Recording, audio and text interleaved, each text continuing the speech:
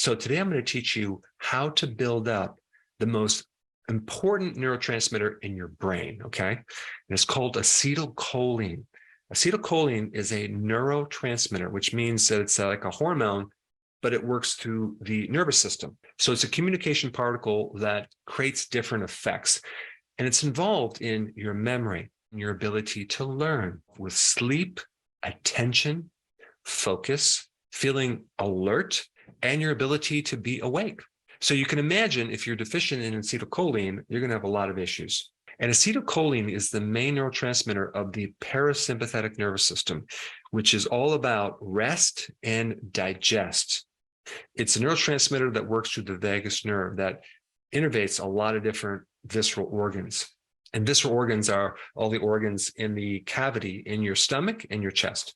And the anticholinergic drugs, like medications to control your bladder, medications for Parkinson's disease, and COPD, all have side effects of a loss of memory, probably because they create a deficiency in acetylcholine. There's also several conditions that you need to be aware of that nearly always have lowered acetylcholine: autism, Alzheimer's and dementia, MS, and Parkinson's disease. Let me go through all the things that can increase acetylcholine in your brain, okay? As far as food goes, right? You want to eat foods high in choline, which is a precursor for acetylcholine. And the food that has the most choline is egg yolks, okay? So this is another reason why you should be eating eggs. I consume a lot of eggs.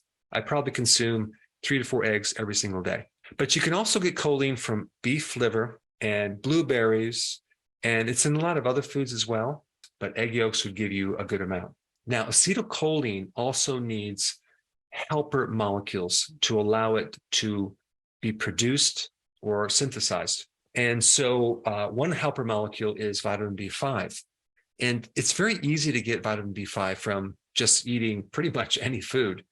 But here's the thing about B5. One of the most common ways that someone becomes deficient of B5 is from drinking alcohol, right? So if someone is drinking alcohol even several times a week, they're usually going to be deficient in B5, which can indirectly affect that acetylcholine.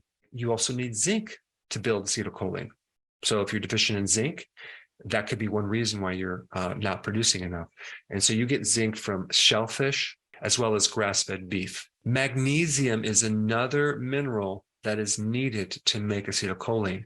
And you get magnesium when you consume chlorophyll. That's in all the leafy greens. So you can get enough magnesium if you're having salads on a regular basis. And then you have a trace mineral called manganese, which is also important in making acetylcholine.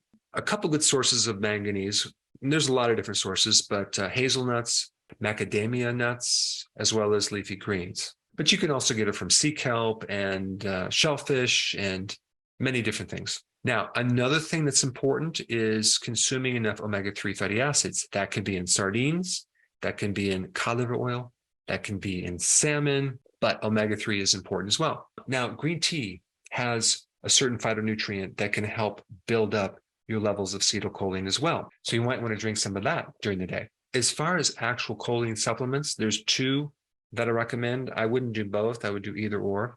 And they're both very similar. One is called citicoline. Another name for that would be CDP choline. And the other one is called alpha GPC. Either one of those could be a good supplement if you wanted to take a supplement. Now, believe it or not, drinking coffee can help raise your acetylcholine levels. Getting enough sleep because you have enough melatonin can also build up your levels of acetylcholine. But this next point is very interesting and surprising. Insulin increases your acetylcholine. Now, you see, when you eat carbs over a period of time, you develop insulin resistance, and that creates a deficiency of insulin, especially in your brain. This is why the cells die, because they're not able to get the fuel that's dependent on that insulin. So eating more carbs, okay, creates a compensation that literally starves your cells of insulin.